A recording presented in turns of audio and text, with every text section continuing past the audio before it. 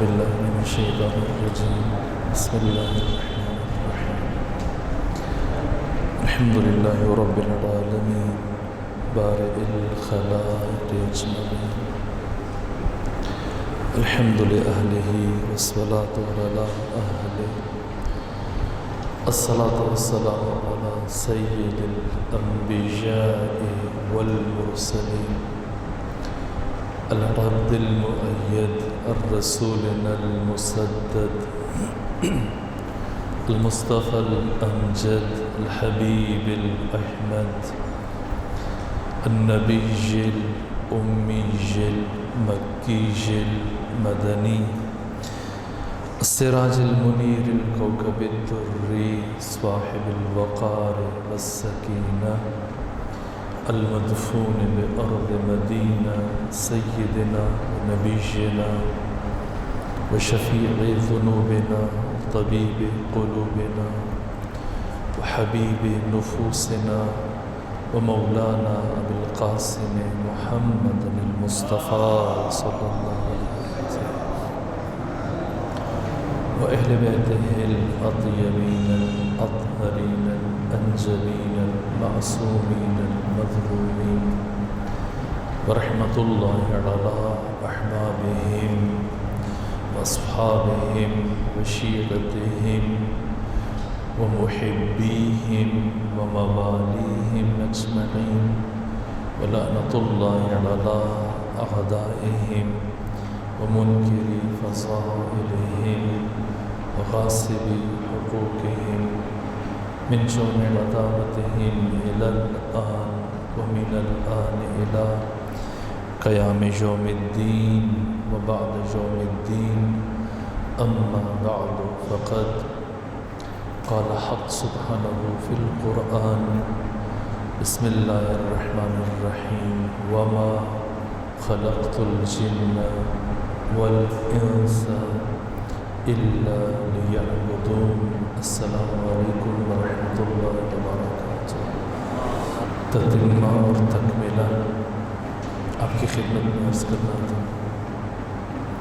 آپ یہ محسوس کر رہے ہیں کہ جتنے بھی اسلامی معرکے ہیں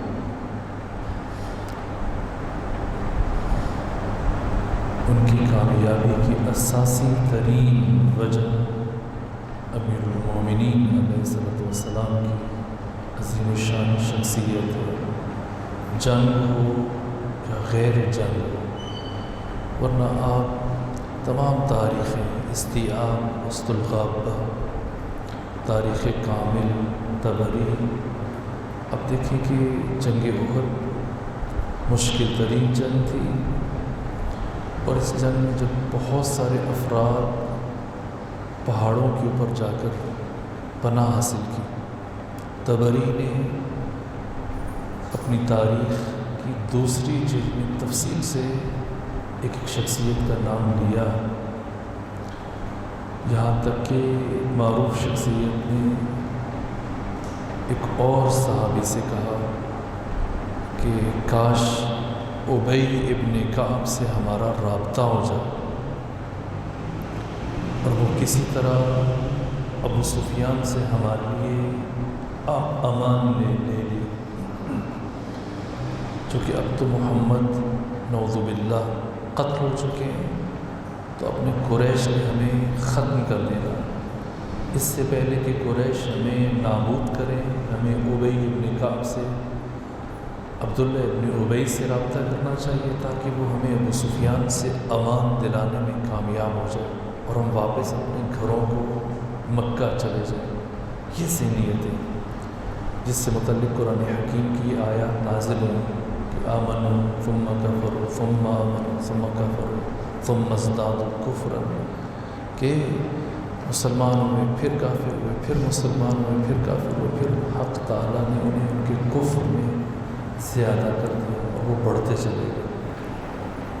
یہ حساس ترین مراحل جہاں بڑے بڑوں کے قدم لڑکھڑا گئے.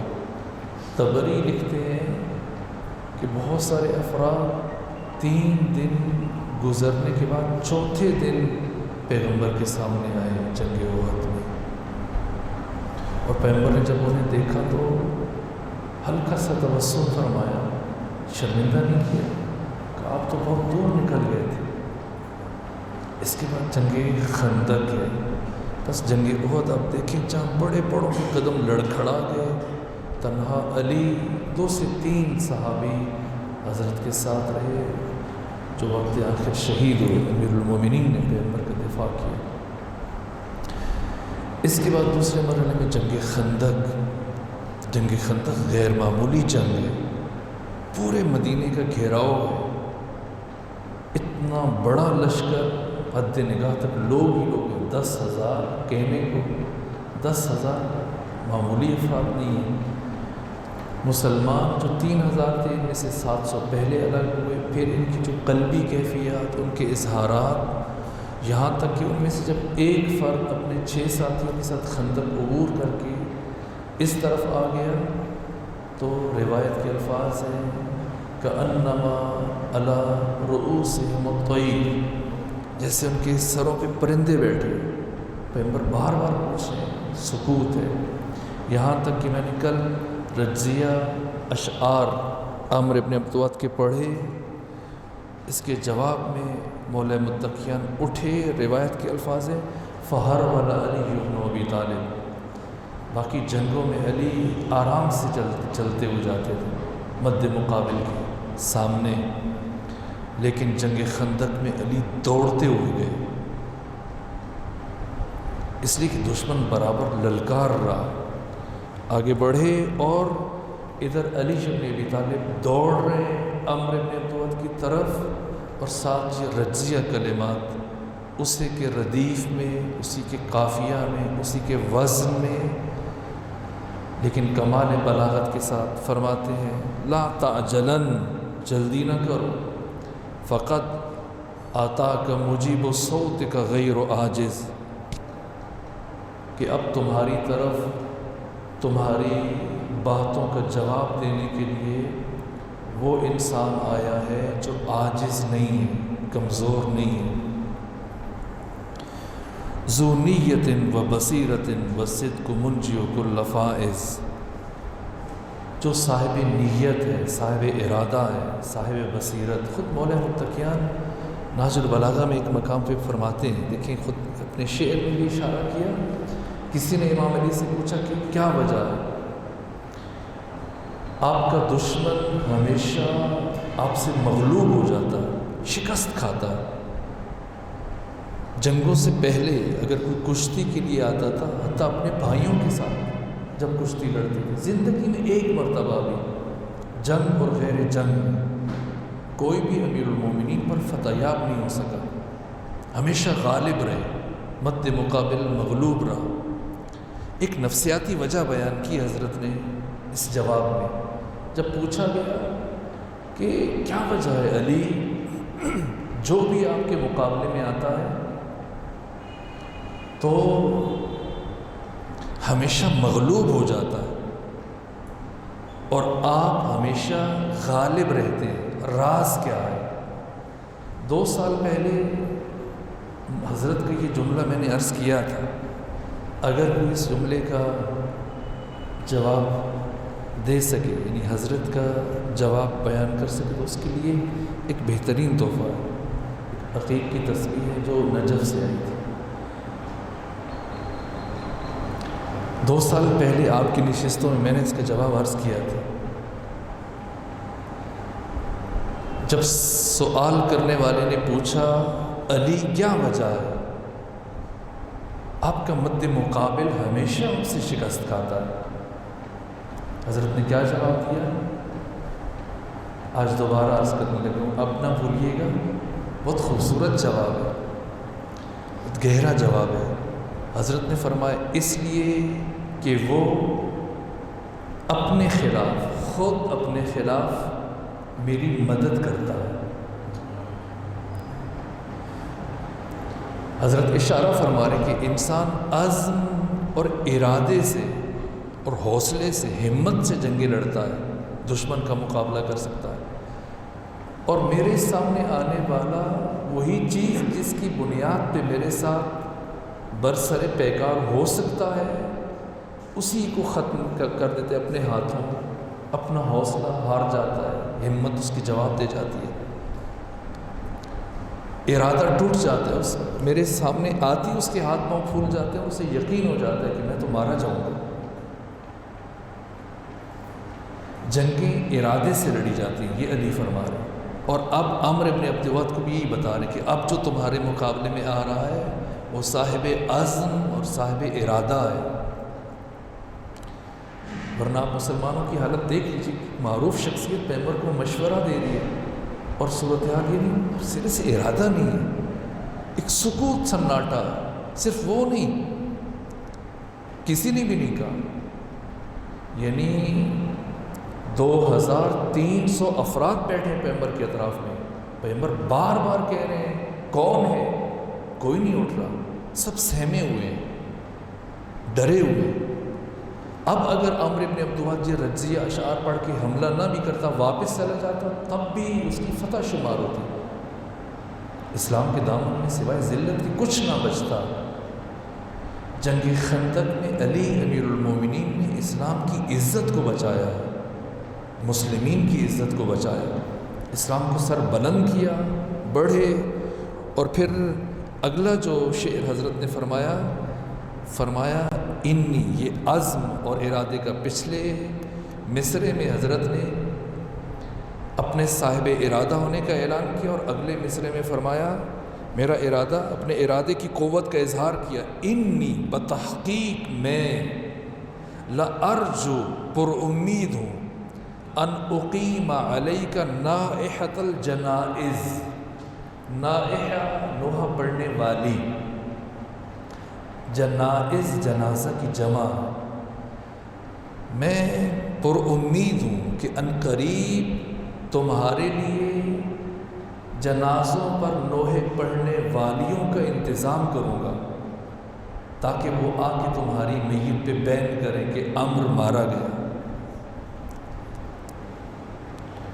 اور پھر فرمایا من ضربتن، اپنی ضربت کے متعلق پہلے سے خبردار کر رہے ہیں، من ضربتن تفنی، جو فنا ہو جائے گی، ذکرها عند الحزائز، میں ایسی ضرب چلاؤں گا تم پہ جو چلنے کے بعد ختم ہو جائے گی، لیکن اس ضربت کا ذکر ہمیشہ مارکوں میں کیا جاتا رہے گا۔ اور واقعاً علی نے ایسی ضربت چلائی کہ جو قیامت تک جس کا ذکر مارکوں میں کیا جاتا رہے گا۔ حضرت آگے بڑھے، ادھر علی چلے اور ادھر پیغمبر کے کلام میں ذرہ برابر مبالغہ نہیں ہے۔ اگر ہم یہ تسلیم کریں تو یہ پیغمبر کی عصمت کی نفی ہے، اور در نتیجہ آپ کی نبوت اور رسالت کی نفی ہے۔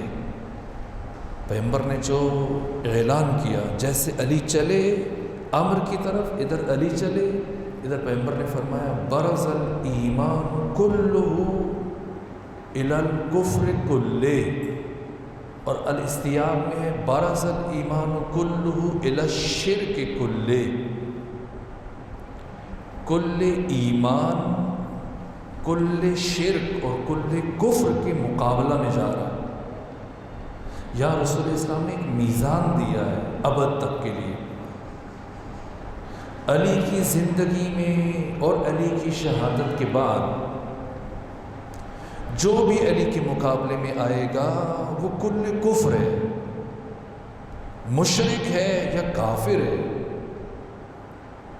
خواہ علی کی زندگی میں علی کے مقابلے میں آئے، خواہ علی کے دنیا سے چلے جانے کے بعد بعد از شہادت علی کے مقابلے میں آئے، علی کی توہین کرے، کافر ہے۔ میں ایک کتاب کا آپ کو تعارف عرض کروں گا، مولا متقیان پر لکھی گئی عظیم کتابوں میں سے ایک کتاب سنن نسائی۔ میں نہیں چاہتا کہ یہ ہدیہ واپس لے کے جائے، اگر کوئی یہ روایت میں آدھی پڑھوں گا، اگر کوئی مکمل کر دے تو یہ ہدیہ ان کی نظر ہے۔ سنن نسائی کو کس نے لکھا؟ امام نسائی نے۔ امام نسائی کون ہے؟ برادران اہل تسنن کی 6 بڑی کتابیں، صحیح بخاری، صحیح مسلم، سنن ابن ماجہ، سنن ابن داؤد، ترمذی اور چھٹی کتاب نسائی، یہ صحاح ستہ میں سے ایک کتاب جنہیں قرآن کے بعد سب سے زیادہ اہمیت دی جاتی ہے۔ اس کتاب کے مؤلف جن کا علمی مقام علماء اہل تسنن کے ہاں واضح ہے، سب انہیں امام مانتے ہیں۔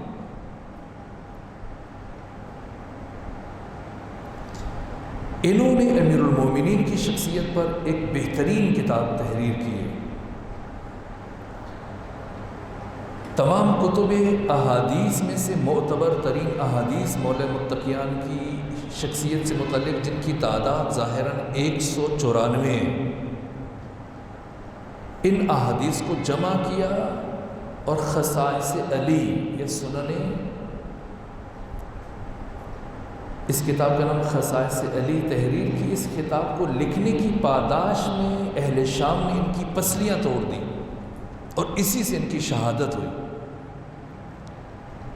یعنی محبت علی کے جرم میں ان کی شہادت ہوئی۔ جب یہ شام گئے، اہل شام نے کہا تم نے علی سے متعلق اتنی بڑی کتاب لکھی ہے۔ 3 اماموں کے معاصر ہیں، ان کا سن ولادت اور سن شہادت میں کل عرض کروں گا۔ امام زمانہ سے پہلے امام علی نقی اور امام حسن عسکری کے معاصر ہے امام نسائی، اور امام زمانہ کے غیبت صغرا کے زمانے میں آپ کی وفات یا شہادت ہوئی۔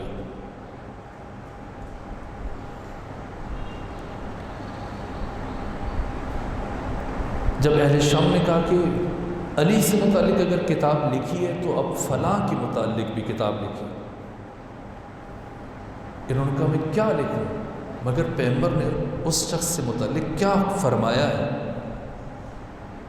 میں نے تو ایک ہی بات سنی ہے، اللہم لا تشبع بطنا، اگر اس کے علاوہ تم نے پیغمبر سے اس شخص کے بارے میں کچھ سنا ہے تو بتاؤ، میں کتاب لکھ دیتا ہوں۔ سوائے اس جملے کے رسول نے یہ کہا اللہم لا تشبع بطنا، پروردگار کبھی اس کا شکم سیر نہ ہو، کبھی اس کا پیٹ نہ بھرے۔ البتہ بعض مدعی سست، گواہ چست قسم کے گواہان کہتے کہ یہ رسول اللہ کی بہترین دعا تھی، بد دعا نہیں تھی، کیونکہ پیغمبر نے کسی کام سے ایک مرتبہ بلایا تو اس نے اس فرض کا رسول کو جا کے بتاؤ کہ بس میں ابھی آیا، تھوڑا سا کھانا کھا لوں پھر آتا ہوں۔ ضرورت تھی، کچھ کام تھا، پیغمبر نے دوبارہ بلوایا کہ اسے بلاؤ، کہ بس آخر میں تھوڑا سا کھانا رہ گیا، پیغمبر سے کہو تھوڑی دیر میں آ رہا ہوں۔ جب پیغمبر نے دوسری مرتبہ بلائے جانے کے باوجود جب اس شخص نے کھانے کو ترجیح دی تو حضرت نے فرمایا اللہم لا تشبع بطنا، خدائے کبھی اس کا شکم سیر نہ ہو، کبھی اس کی بھوک ختم نہ ہو، کھاتا رہے، اور کھاتا رہتا تھا، بھوک نہیں مٹتی تھی۔ تو مدعیان جو گواہان ہیں وہ کیا کہتے ہیں کہ یہ دعا تھی کہ ایک لذیذ چیز بنی اور آپ کھائیں اور تھوڑی دیر میں سیر ہو جائے، پھر تو اس کا مزہ ختم ہو گیا۔ جیسے اب افطار میں کتنی چیزیں بنی ہوتی ہیں، جی چاہتا ہے سب کھا لیں، لیکن 1-2 چیزیں کھانے کے بعد اب ہمت نہیں، کھائیں، سیر ہو جاتے ہیں، طبیعت سیر ہو جاتی ہے، لیکن انسان کھاتا رہے اور لذت لیتا رہے، یہ بد دعا تو نہیں، دعا ہے نا، بد دعا ہے اگر گہرائی میں چل کے دیکھیں۔ جب انہوں نے یہ بات کی تو ان کی پسلیاں توڑ دی گئی، اور انہی زخموں کے باعث امام نسائی شہید ہوئے۔ یہ امام نسائی، یہ جملہ جو امیر المومنین نے میں عرض نہیں کرنا چاہ رہا تھا، یہاں پر امام نسائی نے اپنے اس کتاب میں ایک عجیب روایت بیان کی کہ رسول اسلام کے ایک جوان صحابی پیغمبر کے پاس آیا اور کہا یا رسول اللہ، میں کبھی کبھی اپنے دل میں علی ابن ابی طالب سے متعلق کینہ محسوس کرتا ہوں، غصہ محسوس کرتا ہوں، عداوت اور دشمنی کے جذبات محسوس کرتا ہوں۔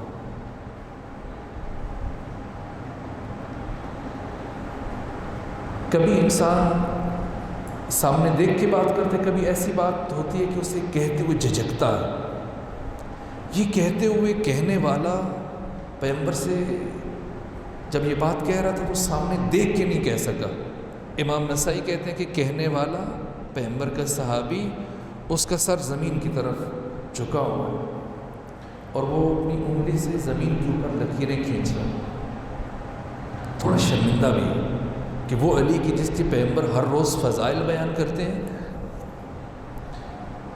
تو میں ان کی نسبت، لیکن اب اچھا کیا، جرأت کا کام لیا، پیغمبر کے سامنے تنہائی میں بیٹھ کے اپنی کیفیت کا اظہار کیا. ایک مریض معالج اور طبیب کے سامنے اپنی مشکل بیان نہیں کرے گا تو کہاں بیان کرے گا؟ اس کا یہ اقدام مستحسن ہے. پیغمبر کے سامنے بولنا چاہیے تھا، اپنی مشکل کا اظہار کیا. لیکن جب پیغمبر نے سنا تو کوئی جواب نہیں دیا. ادھر اس صحابی کو جرأت نہیں ہو رہی کہ سر اٹھائے، شرمندہ بھی ہے نا بات کرتے ہو، بہت دیر تک سر جھکائے رکھا. لیکن جب کافی دیر گزرنے کے باوجود پیغمبر کی طرف سے کوئی جواب نہیں آیا تو امام نسائی کہتے ہیں اس نے سر اٹھایا. سر اٹھایا تو دیکھا کہ عجیب عالم ہے. سردیوں کا موسم ہے اور باوجود سردی کے پیغمبر گرامی اسلام کا چہرہ غصے سے سرخ ہے اور پسینے کے قطرات زمین پر گر رہے. یہ کیفیت جب دیکھی پریشان ہو گیا. یا رسول اللہ معاف کر دیجیے، مجھ سے غلطی ہوئی. اگر کوئی اس روایت کو مکمل کرے خوب. بسم اللہ. اگر نزدیک تشریف لے آئیے تو ایک صحت و سلامتی کے لیے صلوات پڑھ دیجیے.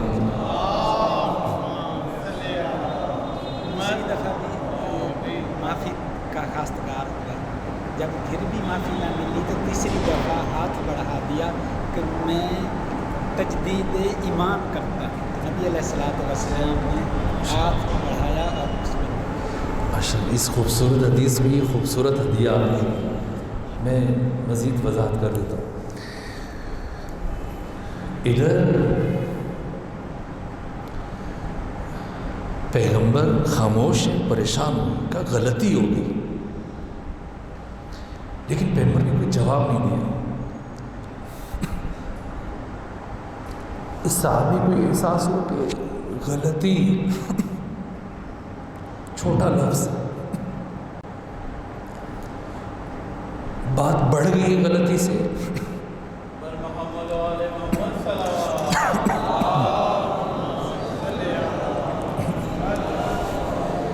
کہ یا رسول اللہ مجھ سے گناہ ہوا، میں گنہگار ہو گیا، خطا سے گناہ پہ آ گیا، معاف کیجیے. رسول پھر بھی خاموش ہے، یعنی اس عمل کو پیغمبر نے گناہ بھی قرار نہیں دیا. اب پریشان ہوا کہ بات بہت بڑھ گئی ہے اور گھبرا گیا کہ اب تو میں نے رسول کو ناراض کر دیا. اس گھبراہٹ میں اسے جب کچھ سمجھ نہ آیا تو کہا یا رسول اللہ ہاتھ بڑھائیے، میں آپ کے ہاتھ پر دوبارہ اسلام کی بیعت کرتا ہوں. امام نسائی کہتے ہیں عجیب یہ ہوا کہ پیغمبر نے ہاتھ بڑھا دیا، یعنی پیغمبر کی نگاہ میں علی سے دشمنی رکھنے والا کافر ہے. اسی لیے فرمایا برز الایمان کل ایمان کل کفر کے، یعنی جو علی کے مقابلہ میں آئے پیغمبر نے قانون دیا، ایک جنگ میں بتا دیا اب جب بھی علی کی زندگی میں یا علی کی شہادت کے بعد اگر کوئی علی ابن ابی طالب کے مقابلے میں آیا اس کی حیثیت یہی ہے، چاہے دنیا اس کو کسی بھی نام سے یاد کرے۔ اور اب علی ابن ابی طالب فرماتے ہیں کہ صلی اللہ محمد۔ بس اب مختصر کرتے ہیں، میں نے بہت کچھ تحریر کیا تھا، آج میں نے حضرت کے عہد حکومت کی بہت خوبصورت وہ اصول جسے علماء اور محققین نے بیان کیا تحریر کر کے لایا تھا، لیکن مجھے اب لگ رہا ہے کہ وقت نہیں بچے گا۔ علی ابن ابی طالب بڑے بدر میں شریک ہوا تھا عمر، لیکن بدر میں اس نے جنگ نہیں لڑی تھی، شریک بھی ہوا تھا، اور جنگ احد میں اگرچہ کہ نہیں آیا تھا لیکن امیر المومنین کے کارنامے سنے ہوئے تھے، اس نے جنگ بدر کے بھی کارنامے سنے ہوئے تھے۔ ممکن نہیں تھا کہ علی کو نہ جانتا ہو، لیکن جیسے علی سامنے آئے تو کہا آپ کون ہو، تعارف کرواؤ۔ حضرت فرمایا انا علی ابن ابی طالب۔ ہمیشہ اپنے والد بزرگوار کے نام کے ساتھ اپنا تعارف اور اس پر افتخار کرتے تھے۔ یہاں پر عمر نے اپنی جان بچانے کے لیے، جیسا ابن ابی الحدید معتزلی نے اور دیگر مورخین نے لکھا ہے کہ اس کو صورتحال کا اندازہ تھا، خوف زدہ ہو گیا تھا، خود عمر بھی ڈر گیا تھا علی سے۔ عمر کے نام پہ کانپنے والے الگ ہیں، اور عمر کے مقابلے میں جا کر موت سے پہلے خوف زدہ کرنے والا عمر کو، یہ علی ابن ابی طالب کی شخصیت ہے۔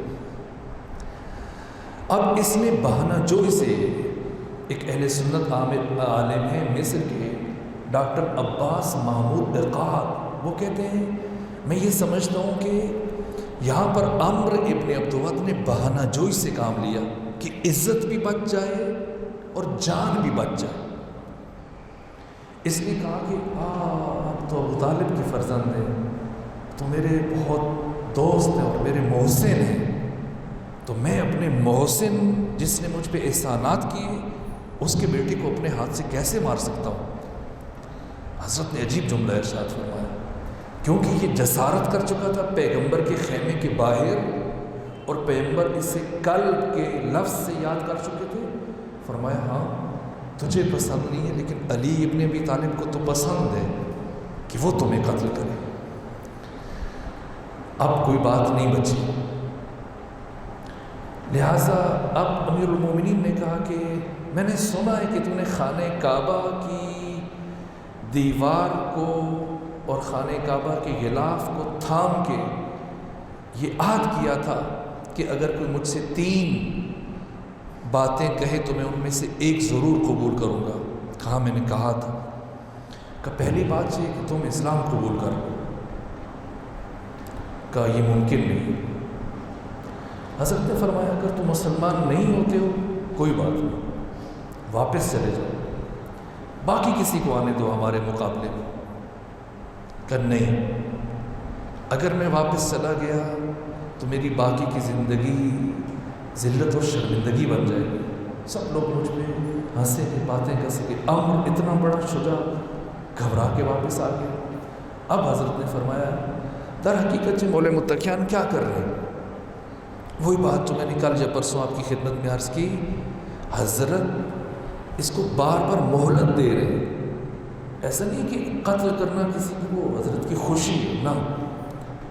تیسری مرتبہ فرمایا اچھا نیچے آؤ، میں پیدل ہوں، تم گھوڑے پہ ہو، نیچے آ کے وار کرو، اگر وار کر کے خود کو بچا سکتے ہو تو بچا لو۔ عمر اترا اور اترتے ہی اس نے ایک ہی وار میں اپنے گھوڑے کی 4 ٹانگیں کاٹی۔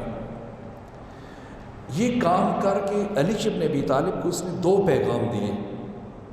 پہلی بات یہ کہ میں گھوڑے کے ذریعے سے خندق عبور کر کے آیا تھا، اور اب میں گھوڑے کے بغیر خندق واپس نہیں عبور کر سکتا۔ اس کا مطلب یہ کہ میرا واپسی کا کوئی ارادہ نہیں ہے، میں بھاگنے والا نہیں۔ اور دوسری بات، جیسا کہ ابن ابی الحدید نے کہا کہ یہ علی ابن ابی طالب کو ذہنی طور پر مرعوب کرنا چاہتا تھا تاکہ انہیں طاقت کا اندازہ ہو کہ کتنا بڑا شمشیر زن ہے کہ ایک ہی وار میں پوری صفائی سے 4 ٹانگوں کو کاٹ دے۔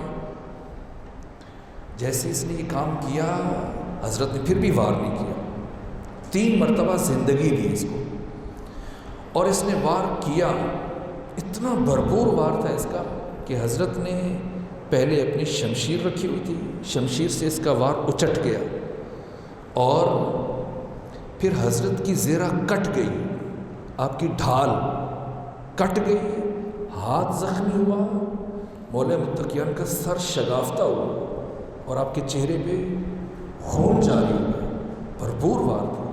لیکن یہ علی ابن ابی طالب کی عنایت تھی دشمن پر بھی کہ ٹھیک ہے اگر تو جان بچا سکتا ہے تو بچا لے، اسلام قبول کر کے واپس جا کے یا علی کو قتل کر کے اگر جان بچا سکتے تو بچا لے۔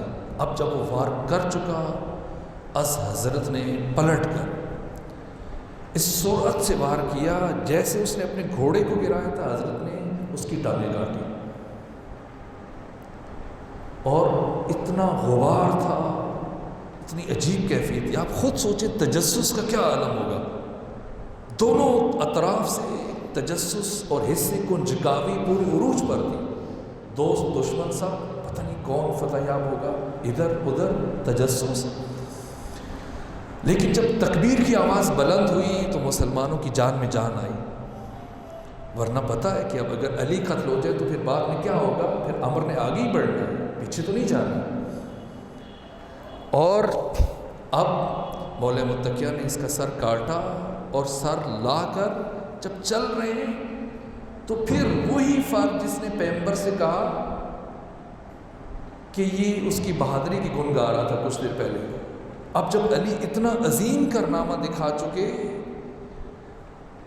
تو یہ عمل دیکھنے کے بعد جب علی پلٹ کے آ رہے ہیں بہت اطمینان سے، ٹھہراؤ سے، جیسے شیر لہرا لہرا کے چلتا ہے شکار کرنے کے بعد، جب علی پلٹ کے آ رہے ہیں رسول کی طرف تو کہا یا رسول اللہ، اب شکوہ کر رہے ہیں علی کو، یا رسول اللہ۔ علی کتنے تکبر کے عالم میں چل رہے ہیں۔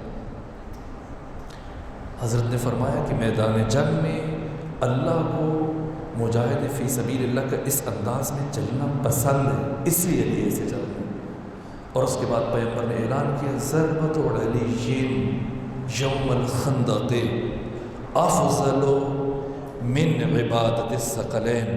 اب آپ وزن کر سکتے ہیں، یہ کوئی جذباتی باتیں نہیں، علی کی یہ ایک ضربت قیامت تک تمام جنوں کے، آپ شب قدر میں اعمال کرتے ہیں، یہ ایک شب قدر، تمام انسان شب قدر 1000 مہینوں سے افضل ہے۔ کتنی شب قدریں آئیں گی اور کیا کیا کتنے کتنے اعمال، لیکن علی کی ایک ضربت کی برابری نہیں کر سکتے، افضل ہے، افضلیت کی حد معین نہیں کی۔ بہرحال اس کے بعد جو 6 بچ کے ان کا کیا ہوا، اس کے پیچھے پیچھے اس کا بیٹا حاصل ابن عمر تھا، مولا متقیہ نے پہلے عمر ابن عبدود کو مارا، پھر اس کے بیٹے کو قتل کیا، وہ بھی نامی گرامی پہلوان تھا۔ اس کے بعد تیسرے مرحلے میں نوفل بن عبداللہ، اس نے باپ بیٹے کا انجام دیکھا تو یہ بھاگتا ہوا پیچھے ہٹا تو خندق عبور کرنے کے لیے خندق کے اندر جا گرا۔ اب آپ دیکھیں یہ خندق میں گرا اور مسلمان اوپر سے پتھر مار رہے ہیں، تیر مار رہے ہیں، یہ اکیلا خندق کے اندر، یہاں تک کہ اس نے آواز بلند کی کہ مجھے اس طرح سے بزدلوں کی طرح مت مارو، نیچے آ جاؤ، میرا مقابلہ کرو۔ خندق میں گرا ہوا انسان مبارزے کے لیے طلب کر رہے ہیں، پتھر مارنے کے لیے سینکڑوں افراد جمع ہو گئے تھے، تیر مار رہے تھے، لیکن مقابلے کے لیے کوئی نہیں اتر رہا تھا۔ جب کوئی نہیں اترا، اب دوبارہ علی ابن ابی طالب خود خندق میں کودے اور جا کے اگلے ہی لمحے میں اس کو بھی 2 برابر کر دیا۔ اور اس کے بعد پھر ایک اور فرد ہے زرار بن خطاب فہری، 6 جو آدمی ساتھ آئے تھے یہ، اب آپ خود تاریخوں میں پڑھ لیجئے، ایک عجیب واقعہ ہے۔ یہ جب بھاگا تو رسول اسلام کے مشاور افراد میں سے جو مشورے دے رہے تھے ان میں سے ایک شخص اس کے پیچھے بھاگا، ہے نا، علی کے حصے میں مسلسل اعزاز آ رہے ہیں، بدر میں بھی اس شخص کے ہاتھ سے کچھ نہیں ہوا، احد میں بھی کچھ نہیں ہوا، خندق میں بھی اب بات ختم ہو رہی ہے، جنگ فتح ہونے والی ہے، ہو چکی ہے، عمر کی موت سے جنگ فتح ہو چکی ہے، کفر کے حوصلے ٹوٹ کے، بیٹا بھی اس کا مارا گیا، اس کے بعد نوفل بھی مارا گیا۔ اب یہ ایک ابن خطاب فہری بچ گیا، بھاگا، تو کسی نے سوچا کہ اس بہتی گنگا میں ہم بھی ہاتھ دھو لیتے، تو بھاگ رہا ہوگا، پیچھے سے ہم بھی ماریں گے، کہیں گے اچھا 2 علی نے مارے، 3 علی نے مارے، ایک کو ہم نے مار دیا۔ چنانچہ ایک فرد پیچھے بھاگا، لیکن کچھ دیر بھاگنے کے بعد ابن خطاب فہری نے محسوس کیا کہ علی کا یہ شیوا نہیں کہ وہ بھاگنے والوں کا پیچھا کرے، اس لیے کہ جو بھاگ رہا ہے وہ زندگی کی بھیک مانگ رہا ہے علی سے، اور علی ایسے نہیں ہے کہ جو اسے خالی لوٹا دے۔ اس نے صرف یہ دیکھنے کے لیے کہ میرے پیچھے کون ہے ذرا سا مڑا، اور جو پیچھے دوڑ کے آ رہے تھے صاحب وہ گھبرا گئے کہ اب تو میں بالکل بھی اکیلا ہوں، یہاں تو کوئی بچا بھی نہیں سکتا۔ تو شاید ابن خطاب فہری میری طرف پلٹا ہے مارنے کے لیے، اس نے گھوڑے کو دوڑایا، اور زرار بن خطاب فہری نے کہا کہ میرا یہ احسان زندگی بھر یاد رکھنا کہ آج میں نے تمہاری جان بخش دی۔ لیکن جو صاحب پہنچے رسول اسلام کے پاس، پھر خوب سانس پھولی ہوئی تھی اور پہنچ کے استراحت کی۔ ایک صلوات پڑھ دیجیے خاندان فاطمہ میں۔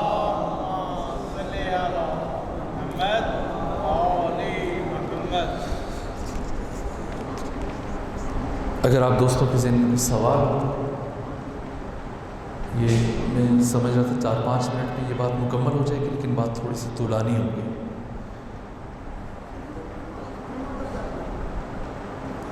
اکرمہ بچ کے بھاگ گیا، اکرمہ ابن ابو جہل بھاگ گیا۔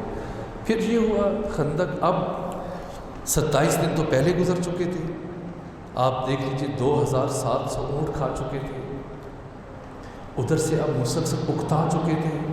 عمر ابن عبدود اور نوفل ان کی موت کے بعد اور زیادہ دہشت زدہ ہو گئے تھے۔ ادھر سے اب یہ ارادہ کر رہے تھے کہ کل صبح چلے جائیں گے، میدان خالی کر دیں گے، اور رات کو ایک اور تائید الہی آئی، سخت بارش ہوئی، آندھی ہوئی، اور ان کے اونٹ رسیاں توڑوا کے بھاگے، گھوڑے بھاگ کھڑے ہوئے۔ انہوں نے صبح جانا تھا، لیکن راتوں رات بوریا بستر اٹھایا، اور صبح جب صحابہ کرام نے دیکھا تو میدان خالی تھا۔ جنگ خندق کی کامیابی کا سہرا صرف اور صرف علی بن ابی طالب کے ساتھ ہے۔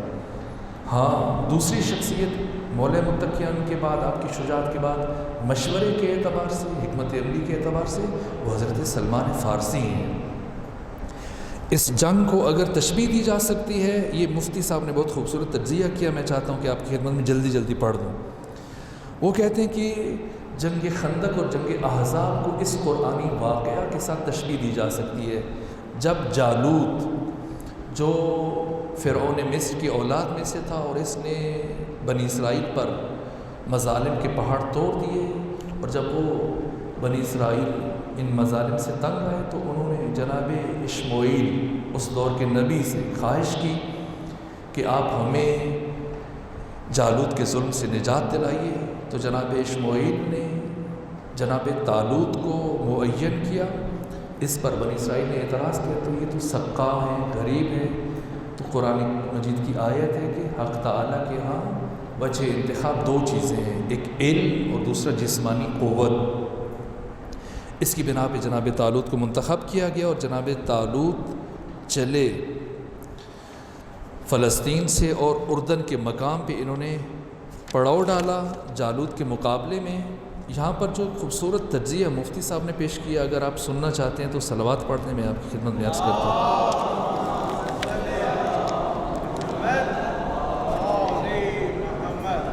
خوب، اس کے بعد ایک سوال یہ ہے، لیکن اس کو ہم بیان نہیں کریں گے۔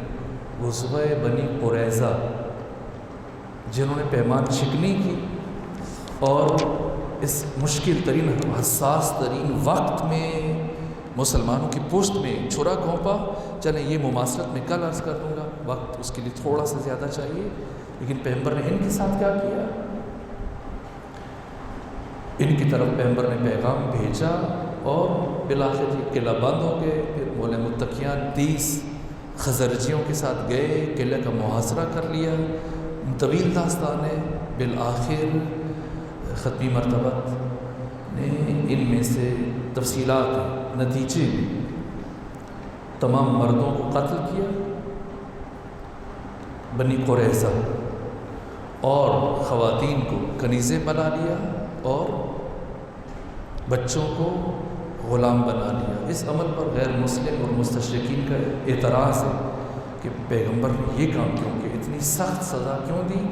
اس کے جوابات بھی ہیں اور لیکن آپ خود تاریخ کا مطالعہ کر لیجیے کہ ان کا جرم اتنا سنگین تھا، اتنی حساس ترین صورتحال میں انہوں نے مسلمانوں کی پشت میں خنجر گھونپا، جبکہ اسلام نے ان کو عزت دی، پناہ دی، ان کے جان و مال کے تحفظ کی ذمہ داری قبول کی، ان کو حقوق دیے، ان کے ساتھ پیمان باندھے. لیکن جب انہوں نے آج شکنی کی تو یہ کم ترین سزا بنتی ہے. ورنہ اگر آپ دنیا کی تاریخ میں دیکھیں گے کہ غداری کی سزا میں جلا کے راکھ کر دیا گیا، کیلیں گاڑ دی کے بدل میں ختمی مرتبہ نے صرف اور صرف ان کی گردنیں مروا دی. اسی پہ کفایت کرتے ہیں، جنگیں مزید نہیں بڑھائیں گے. اور یہ خوبصورت جو تقابل ہے ان دو جنگوں کا، یہ آپ خود مطالعہ کر لیجیے گا. اردو زبان میں سیرت امیر المومنین جو مفتی جعفر حسین علی اللہ مقامہ نے لکھی ہے، اس سے بہترین کتاب سیرت امیر المومنین پر نہیں لکھی گئی. یہاں تک کہ میں اس خواہش سے کہ بہتر سے بہتر بیان کر سکوں، اپنے ساتھ اس سفر میں کم سے کم 200 کتب مولے متقیان کی شخصیت کے حوالے سے لے کے آیا تھا. لیکن اکثر ان کتابوں سے اس ایک کتاب کا پلہ بھاری ہے. یہ کتاب اردو ادب کا شاہکار ہے اور انتہائی خوبصورت انداز میں 2 جلدوں میں مفتی جعفر حسین علی اللہ مقامہ نے حضرت کی سیرت کو بیان کیا. ہر جوان کے پاس ہونی چاہیے، ہر گھر میں ہونی چاہیے. ایک بہترین کتاب ہے، واقعاً اس پائے کی کتاب ہے کہ اس کا دنیا کی دوسری زبانوں میں ترجمہ ہونا چاہیے، انگلش میں، حتیٰ عربی میں، حتیٰ فارسی میں. جس عمدگی کے ساتھ مفتی صاحب نے تجزیے کیے اور جو فصاحت اور جو بلاغت ہے، اردو ادب میں پہلی صف میں یہ کتاب شمار ہونی چاہیے. والسلام علیکم ورحمۃ اللہ وبرکاتہ.